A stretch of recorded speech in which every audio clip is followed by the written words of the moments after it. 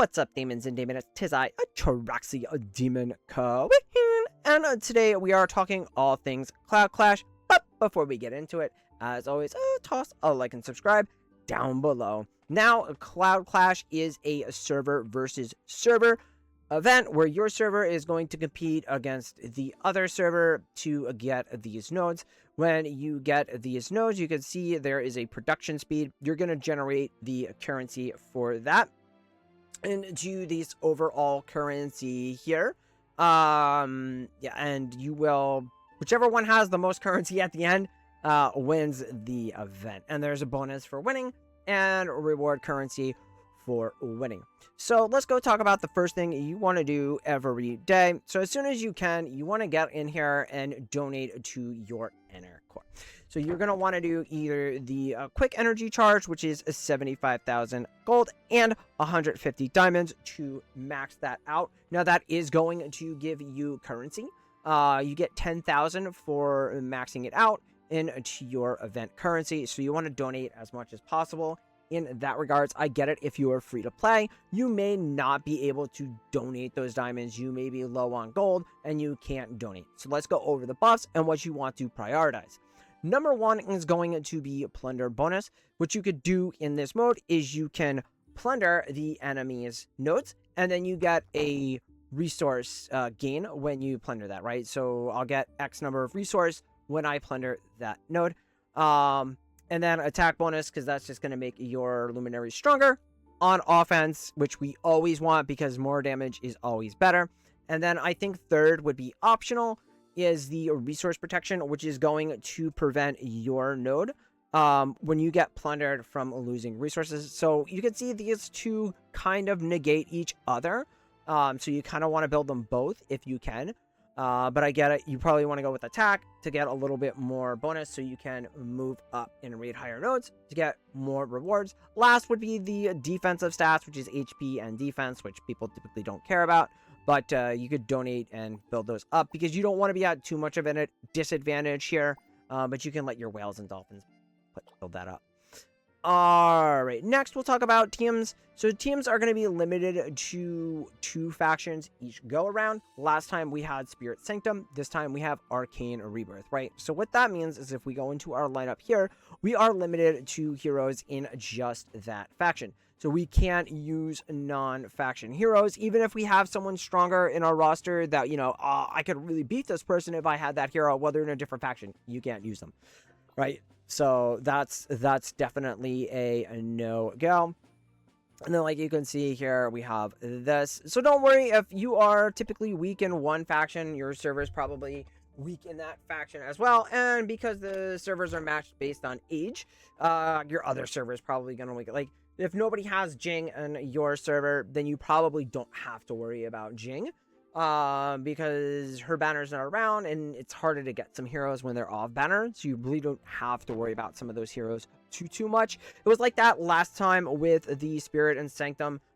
Is people didn't really have good spirit teams. I did not have a good spirit team despite my account investment, and it was a little rough. And people do, and unless you spent, you probably didn't have Apollo, so you didn't have a good Sanctum team. Right? And I was the only person with Apollo. So it's just like, I mean, you're probably not going up against crazy teams sometimes, depending on what faction you're going against and how many spenders you have on your server and what they have.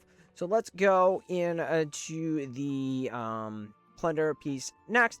So you have 2 modes in here. We have the plunder mode and then you have the offline mode. During the plunder mode, which we are in now, you can see we can jockey for position. Once you're at first, you just kind of sit at first. You don't have to worry about moving up. You can only move down, right? Because it's king of the hill type thing where you just knock off the king or you don't. All right, so I get 3,000 per hour. It ticks off about every, I think, 10 to 15 minutes that you'll get the trickle in of these rewards. So what we can do is, since I'm first, I can't plunder my same server nodes. If, like, I was down here in 4th, I could go after 3rd. It's friendly fire. It's gonna be drama.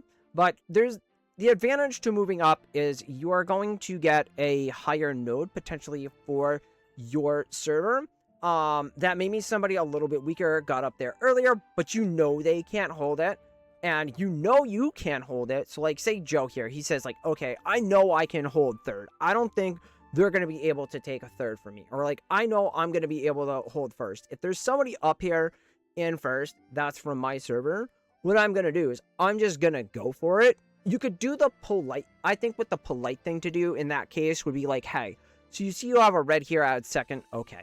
So, like, I know I can beat, say I know I can get first, right? I'm like, all right, well, I'll take second first and knock the red person down the 30 spots, and then I'll take first. That way you're only knocking them down one spot, because then the advantage there is your server isn't losing that extra production, right? Because if we go, say, from like 2, you're getting 2760 per hour down to like the 30s where you can legit knock down people, you're getting, 1,000 less per hour, right? So it's a significant knockback, and it's bad for your server. So I would just do the nice thing and just do that first, just so you don't hinder your own server. You're not going to get plunder when you plunder your own server, but I get wanting to rank, because you do get the end of day rank bonus, and you do get more per hour, and that is going to eventually average out more than you would get from a lower spot, potentially having to wait. So yeah, it's gonna hurt your overall plunder, but I can see the need for it. So I'm like, look, I'm not gonna tell people not to do that, but at the same time, you're gonna cause drama, because people are gonna complain, because they're like, oh, I got there first, it should be my spot until I get knocked out, which isn't always the case. But just try to I would just do the polite thing then in that case, if you can. All right, so let's talk about the actual plunder and what happens. All right, so we go to here. I already hit them once. I don't like to hit people repeatedly the same amount. I think there's diminishing returns after a certain amount of hits anyway. I think after 3, it cuts it in half, so it kind of prevents you from hitting the same people over and over and over, right? So if we go here, we can kind of see, you can skip the battle in Advanced League, but I kind of want to talk about how the round robin battle works here, so we won't skip it. And then you can see loot available. This is the plunder that I will get for winning. Now, the average here at the top 10 is typically 5,500. As you can see, I'm getting 5,582, which would indicate that from earlier we have the advantage on the plunder bonus versus the defense bonus on their side. All right, so what we're gonna do is we're just gonna hit challenge, right? You're gonna see it's gonna be my 1 versus their 1, and then whoever wins this match will go to face the 2. And then if my 1 beats their 1, then it goes to face their 2. If my 1 beats their 2, my 2 doesn't go. If my 1 beats their 1, my 1 loses to their 2, then my 2 would fight their 2. Heroes reset after each, right? So you're not worried about if your hero dies, or if you go low health, your team gets healed back up to full, and that's not an issue. So we'll see how it looks here.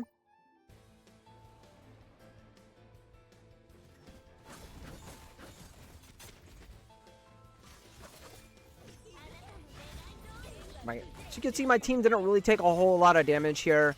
Not that it's an issue, but they're going to be back at full. So Herman was the only one that took any damage, but you see she's back at full. So yeah, my second team is probably not going to go. My Arcane team is just that strong. It's very similar to Dark. It works very much in the same way that Dark does, where you have a lot of pushback, a lot of control, and you just kind of limit what your opponent can do and just beat them down that way. As you can see, after you raid a node, they are going to get a protection cooldown, so it's going to prevent you from hitting them repeatedly over and over. So you have to wait until that goes away.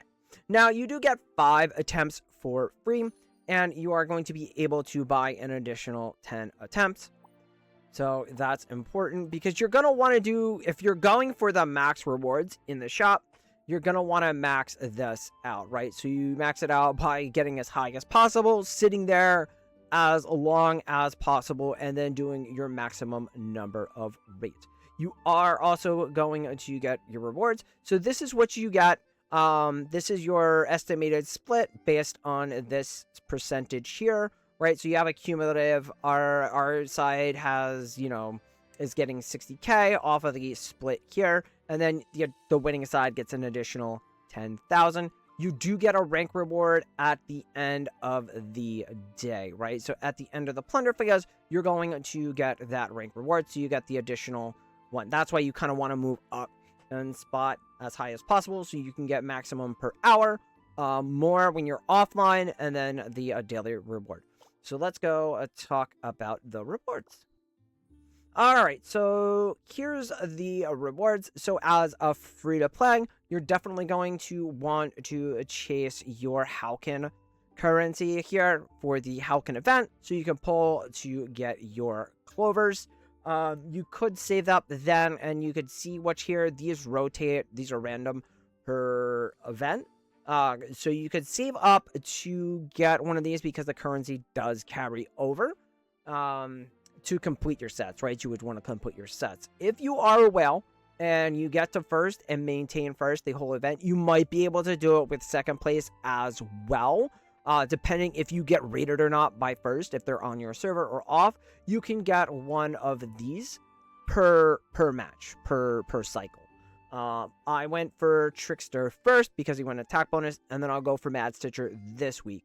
The reason why I want to get these is because between the two of these, it completes 3 sets, right? Because they're each in one set, and then they're in a set together, right? So we get one, we complete 1 set, we get the second one, we complete 2 more sets, right? So the goal here is to complete those sets to get those Golden Alliance bonuses, and then you get more PvP power, right? And then after you get those, I would just save to get these. Eventually, you're going to want to get these as a free-to-play or light spend, just because eventually you're going to get to the point where you will need to complete those sets. And this is the only place to get these 2 Halcyons is through this event, and you can only get them with this currency.